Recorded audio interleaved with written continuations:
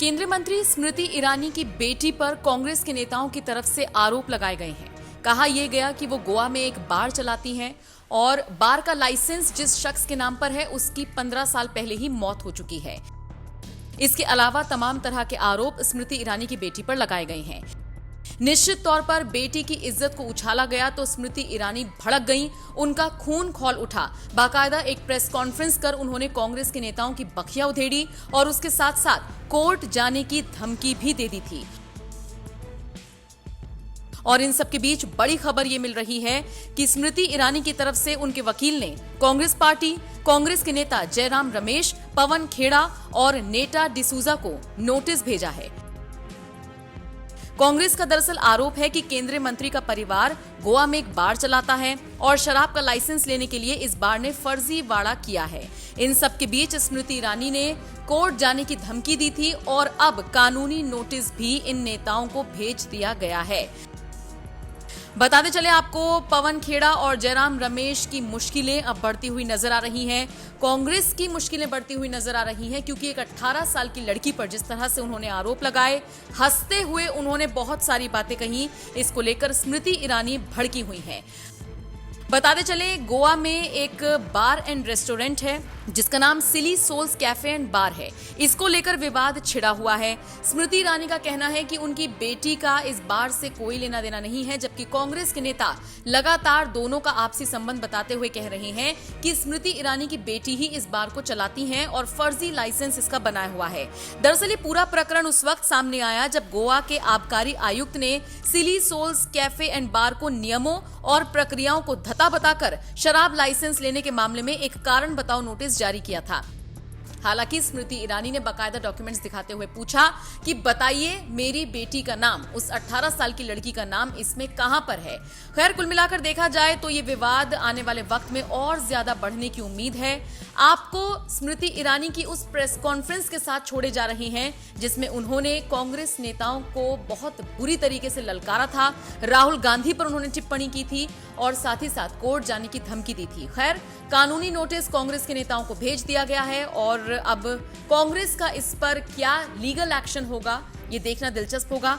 बहरहाल, आप इस पूरी खबर पर क्या राय रखते हैं कमेंट करके जरूर बताइएगा। जाते जाते स्मृति ईरानी की प्रेस कॉन्फ्रेंस जरूर देखिए। दो अधेड़ उम्र के पुरुषों ने एक 18 साल की लड़की की इज्जत की धज्जियां उड़ाने का दुस्साहस किया।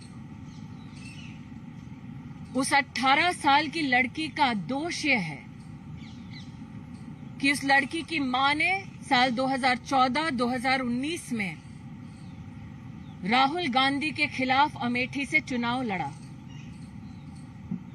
जिस 18 साल की लड़की की इज्जत पर कांग्रेस के प्रवक्ताओं ने आज हमला किया, उस लड़की का दोष यह है कि उसकी मां स्मृति ईरानी सोनिया गांधी और राहुल गांधी के खिलाफ प्रेस में कॉन्फ्रेंसेस करती है।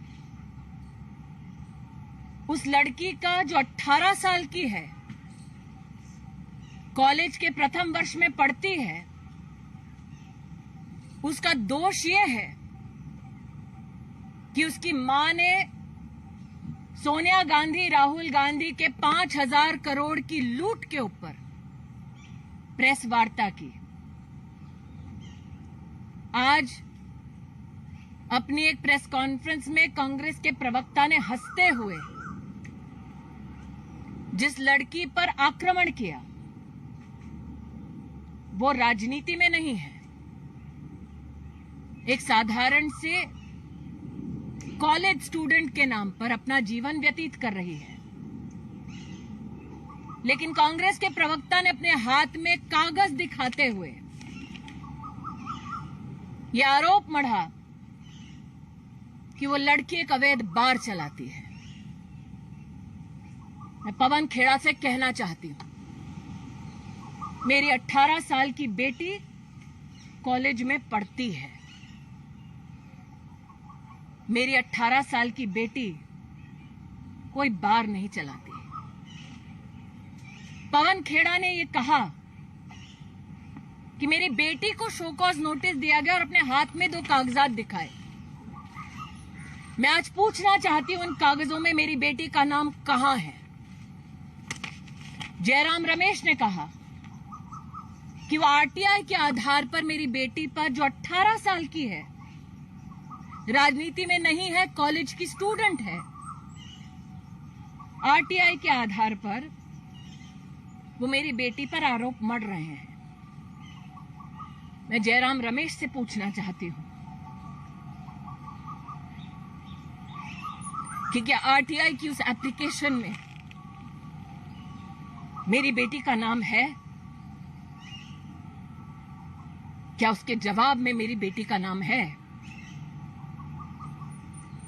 कांग्रेस के प्रवक्ताओं ने कटाक्ष करते हुए, हंसते हुए ये कहा कि मैं सोनिया और राहुल के खिलाफ प्रेस कॉन्फ्रेंस करती हूं। हां, करती हूं, करती रहूंगी। हंसते हुए कहा